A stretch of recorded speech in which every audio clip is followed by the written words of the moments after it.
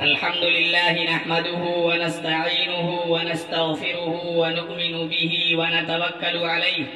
ونعوذ بالله من شرور أنفسنا ومن سيئات أعمالنا من يهده الله فلا مضل له ومن يضلله فلا هادي له ونشهد أن لا إله إلا الله وحده لا شريك له ونشهد أن سيدنا وسندنا ونبينا ومولانا محمدا عبده ورسوله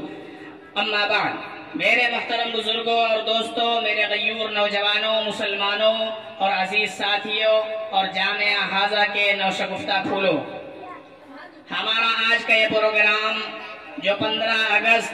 یوم آزادی کے موقع پر منعقد کیا گیا ہے، یہ پروگرام ہم ہر سال اسی تاریخ کو ایک قومی تہوار کے طور پر مناتے ہیں۔ ہمارا یہ ملک ہندوستان 15 اگست 1947 کو تن کے گورے من کے کالے انگریزوں کے چنگل سے آزاد ہوا۔ ملک کبھی سونے کی چڑیا ہوا کرتا تھا، لوگ یہاں بڑے ناز اور فخر کے ساتھ رہا کرتے تھے۔ انگریزوں کا جب ناپاک قدم اس ملک کی پاک سرزمین پر پڑا اور انگریزوں نے رفتہ رفتہ مسلمانوں اور غیر مسلموں پر حکومتیں قائم کرنا شروع کیا اور یہاں کے باشندوں کو غلامی کی زنجیر میں جکڑ دیا، انگریز کلکتہ سے ہوتے ہوئے بنگال میں داخل ہوا اور اس وقت کے حکمراں نواب سراج الدولہ کے دور حکومت میں اس ملک میں اپنی کمپنیاں قائم کرنا شروع کیا۔ رفتہ رفتہ انگریزوں کی تعداد بڑھتی گئی، انگریزوں نے اس ملک کو چاروں طرف سے گھیر لیا اور اپنے قبضے میں کر لیا اور یہاں کے باشندوں کو غلام بنا لیا۔ جو لوگ اس ملک کے اندر آزادی کے ساتھ اپنی زندگی گزارتے تھے، وہ اسی ملک میں غلامی کی زندگی گزارنا شروع کر دیے۔ میرے بھائی، کتنے افسوس کی بات ہے کہ اپنے ملک میں کوئی اپنے گھر میں رہتے ہوئے اگر کسی کی غلامی میں آ جائے اور کسی کی غلامی کرنے لگے تو یہ بہت افسوس کی بات ہے۔ چنانچہ مسلمانوں، غیر مسلموں، ہندوستان کے تمام باشندوں کے ساتھ یہ رویہ اختیار کیا گیا اور ان کو اس ملک کے اندر غلام بنایا گیا، ان کو جانوروں سے بھی زیادہ ذلیل اور رسوا کیا گیا۔ یہاں کے انسانوں کی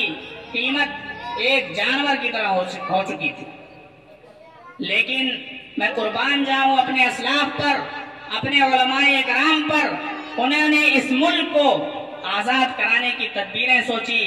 اور یہ تاریخیں ہر سال یوم جمہوریہ، یوم آزادی کے موقع پر 15 اگست کو، 26 جنوری کو آپ سنتے رہتے ہیں۔ میں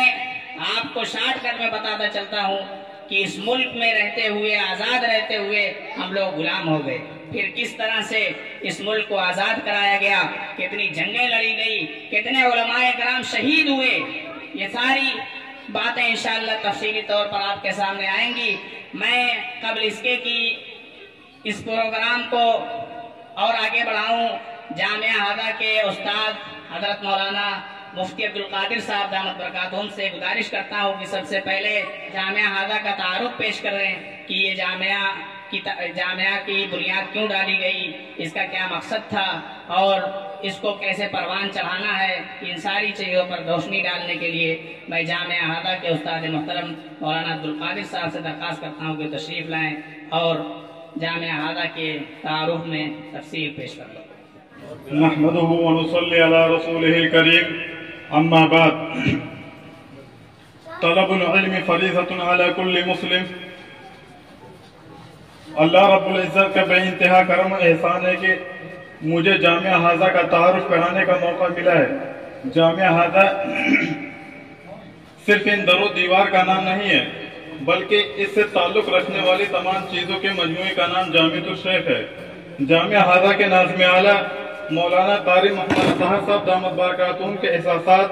جذبات، ان کی انتھک کوششوں، قربانیوں اور شب و روز کی محنتوں اور بے انتہا فکروں کا نام جامعۃ الشیخ ہے۔ اللہ تعالیٰ قاری صاحب کی عمر، صحت و تندرستی اور خیر و عافیت میں خوب خوب برکت عطا فرمائے۔ حضرت مولانا قاری محمد طاہر صاحب دامت برکاتہم نے علاقے میں الحاد و بددینی، لوگوں کے دین سے دوری اور قوم کے نونہالوں کے مستقبل کو دیکھتے ہوئے جامعہ ہاضہ کے قیام کا ارادہ کیا اور اس کے لیے اپنے دن اور رات کو قربان کیا، جبکہ اس وقت ملک کی صورتحال انتہائی نازک چل رہی تھی اور سخت لاک ڈاؤن میں جامعہ کی بنیاد ڈالی۔ جامعہ ہاضہ کی بنیاد ناظم اعلیٰ کے استاد محترم حضرت مولانا قاری محمد اسماعیل صاحب اور ناظم اعلیٰ کے چھوٹے بھائی حضرت مولانا عبدالسلام صاحب دامت برکاتہم نے 23 دسمبر 2020 کو اپنے دست مبارک سے رکھی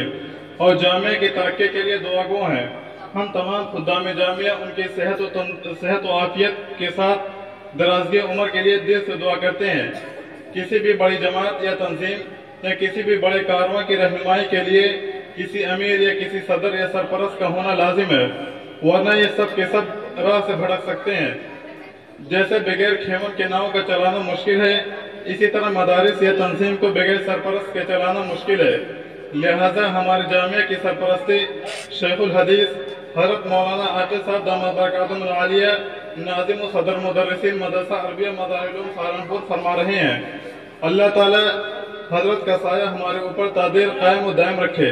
آمین۔ جامعہ ہاضہ کی نسبت حضرت مولانا ناظم اعلیٰ صاحب کے بڑے والد محترم امیر المؤمنین فی الحدیث حضرت مولانا شیخ محمد یونس صاحب جونپوری کی جانب ہے۔ حضرت کی شخصیت علم بے مثال کے ساتھ ساتھ عمل اور زہد و تقوی میں بھی بڑا مقام رکھتی ہے۔ ہم بارگاہ عزت میں سر بسجود ہو کر یہ دعا کرتے ہیں کہ اللہ تعالیٰ جامعہ کو حضرت کی نسبت کی برکت سے دن دونی رات چوگنی ترقیات سے ہمکنار فرمائے اور لوگوں کے دلوں میں جامعہ کی محبت پیوست فرمائے، آمین ثم آمین۔ وآخر دعوانا الحمدللہ۔